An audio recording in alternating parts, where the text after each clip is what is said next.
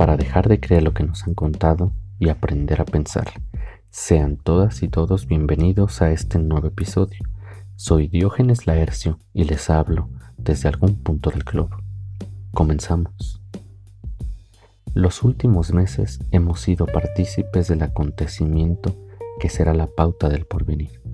Durante este tiempo hemos podido comprobar que el ser humano es un animal político, un ser que ha de descifrar su vida en la relación con los otros.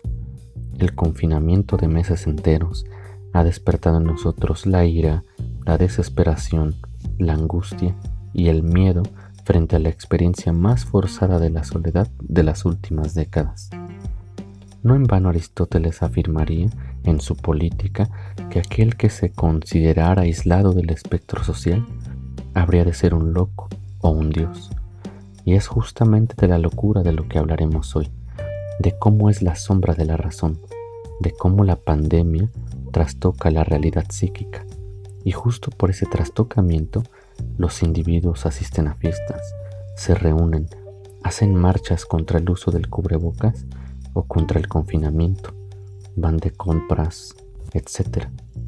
Una realidad alterna se crea en su interior como defensa ante un acontecimiento incomprensible e insoportable que se viste de todo aquello que el ser humano teme: muerte, soledad y sin razón.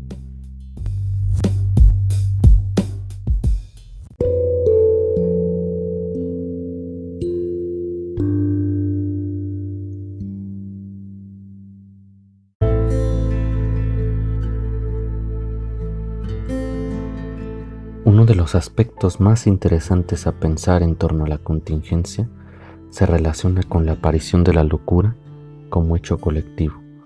En los primeros días, el ser humano tras las paredes tuvo que recrear el mundo, su oficina, sus reuniones, su cotidianidad, su experiencia de lo social y la de su ser mismo. El ser político de lo humano es el anclaje a la razón, a la cordura, a la realidad. Quienes se mantuvieron dentro de casa como privilegio de su posición en la dinámica social, lo hicieron de forma esotérica. Quienes observaron cómo se vaciaban las calles y avenidas, hicieron el ejercicio de recreación del mundo de manera exotérica. De algún modo, ese ejercicio creativo suponía la existencia del otro, que de repente pareció haberse desvanecido. Con el paso de los meses, el alejamiento de unos con otros se tornó complicado. Ya no era suficiente recrear a los demás en la ficción. Su consistencia imaginaria no bastaba para hacernos valer como seres reales. Y comenzó así una batalla invisible entre la realidad efectiva y lo ficticio. ¿En dónde han quedado todos? ¿A dónde se fueron? ¿Qué es lo que hacen sin siquiera asomarse a la ventana? ¿Siguen ahí? ¿Se habrán muerto? Nos preguntamos entre labios y el miedo nos conduce a una única verdad terrible e insoslayable: estoy solo. Y este es el primer acto de la locura.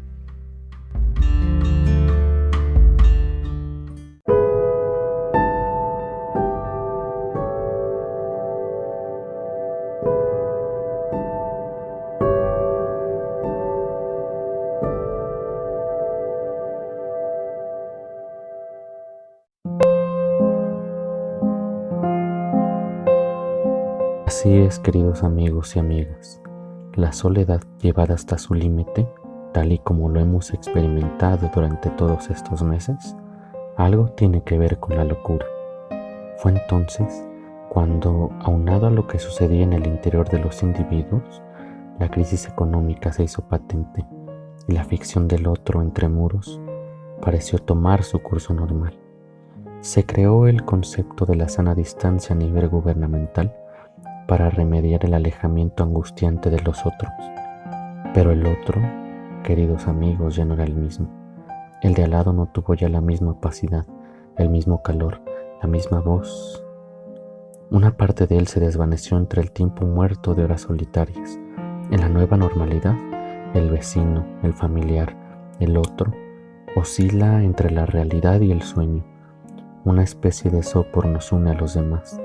Nos reunimos con ellos, bebemos una cerveza, un café, asistimos a una fiesta, como en medio de la vigilia y el sueño. La locura se ha instaurado ya.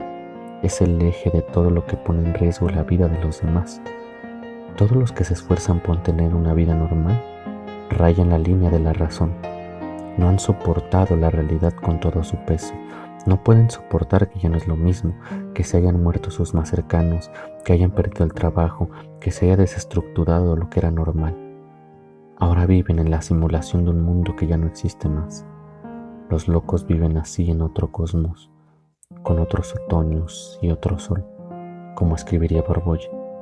Es la respuesta psíquica, digámoslo así, ante la incertidumbre, ante lo desconocido, ante lo insoportable, ante la angustia. Es por eso que la pandemia nos impone un reto: no sucumbir, no enloquecer, no pasar el límite de la razón. Los invito a que compartan sus ideas conmigo por Instagram o Facebook. ¿Ustedes qué piensan? ¿Cuál es su opinión? Me hace muy feliz saber de ustedes. Si está en sus manos compartir mi trabajo o realizar una aportación a mi cuenta PayPal, estaré muy agradecido para dejar de creer lo que nos han contado y aprender a pensar. Adiós.